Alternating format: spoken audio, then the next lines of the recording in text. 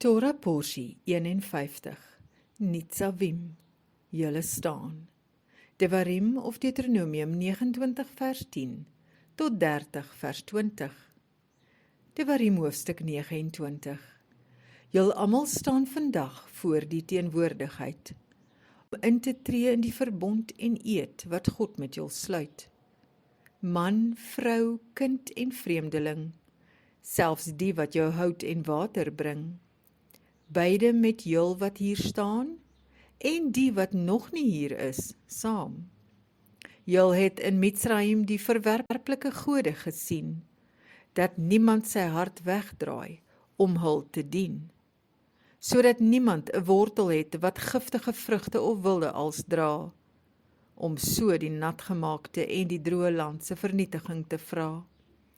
Jotawawei se woede sal brand, en vloek op so een rus.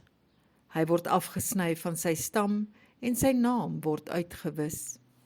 Die verwoesting van die land sal vrae opwek. Hoekom het sy woede deur die land getrek?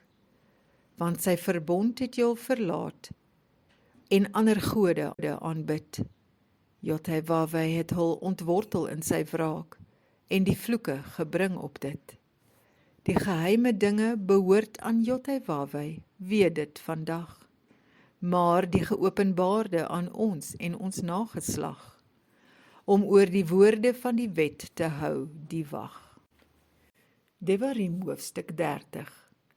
As jy onder die nasies die seën en vloek onthou, en terugdraai na Jotawawei met die hele hart en siel van jou, sal hy jou herstel van jou verstrooiing, en jou weer na jou land terugbring.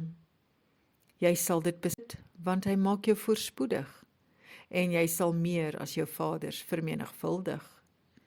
Hy sal ook jou en jou nageslag se harte besny, dat jy jou God met jou hele hart en gees lief kry.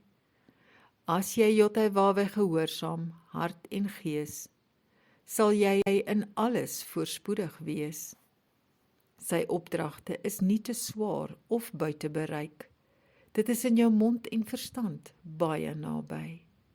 Die hemel en aarde staan as getuies, dat lewe en dood voor jou geplaas is. Ja, die vloek of seën kan op jou rus. Gehoorsaam sy stem, dit is jou lewe en lengte van dae, dan sal jy woon in die land beloof aan die vaders.